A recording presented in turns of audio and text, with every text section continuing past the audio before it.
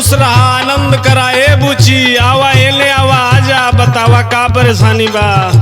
बताइए गुरुजी, बड़ी बरियार परेशानी बा हो।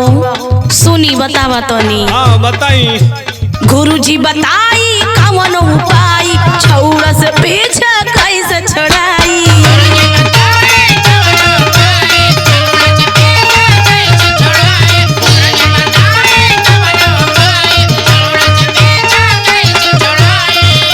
गुरुजी हमार बरियार परेशानी है, सुन लाओ। हाँ बतावा। गुरुजी बताई कौन उपाय, छौड़ा से पीछे कैसे छुड़ाई। करल चाहे खेला देख के अकेला, हमके इशारा करतावे। रहिया में भरतावे, बहिया में भरतावे।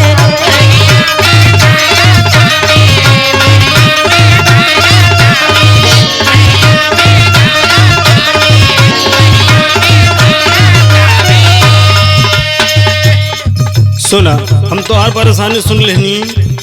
अब सुना हम का कहता नहीं। हाँ गुरुजी बताई, बरियार परेशानी बा। बाली बा उमर बाड़ू बहुत सुघर हो, तितली नियन तूड़े लो फर फर हो।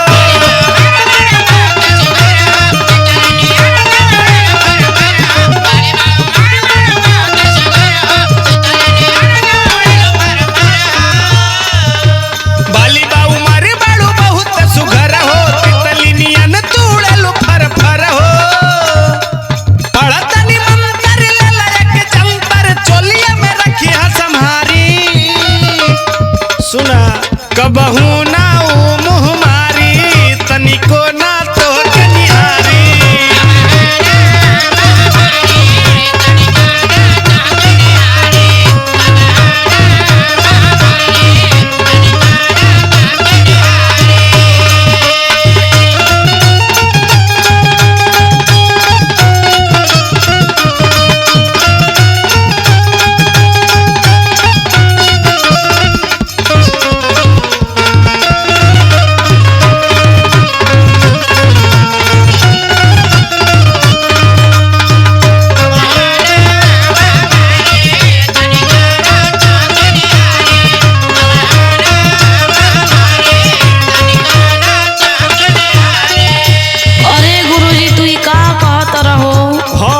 सही कहतनी। और का परेशानी बा? ई मंतर जंतर हमके ते तवा आई तो के रखे के परी ए बुची।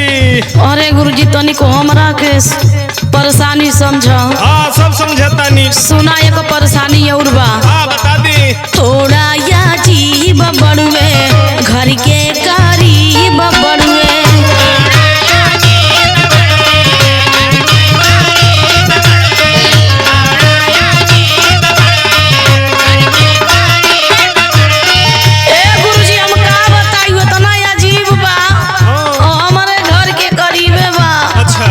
लेकिन हमार पूछा हमारा दिलवा पे का बीतता।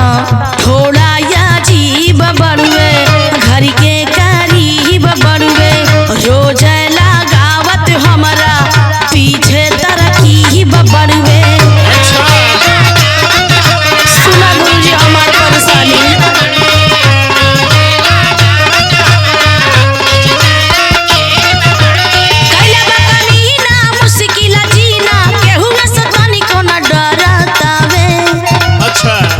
रहिया में भरतावे, बहिया में भरतावे।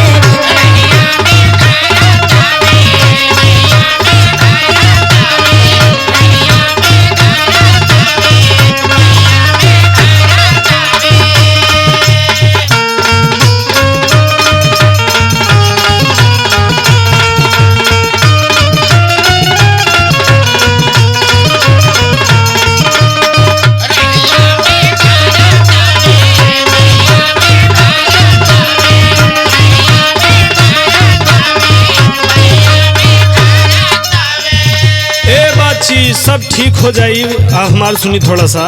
अरे गुरुजी सुना। हाँ सुनी सुनी।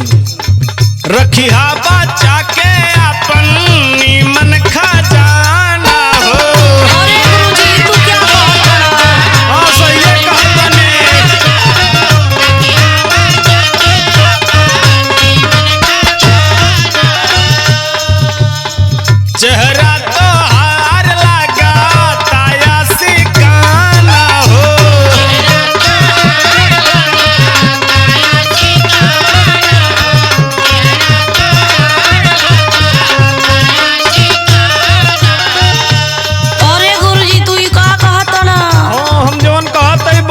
हम सही कहतनी। तू गुरुजी हवा, ई खजाना या सिकाना को बात करत हवा।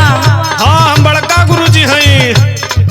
रखिया बच्चा के अपन नीमन खजाना हो, चेहरा तो हार लगा ताया सिकाना हो।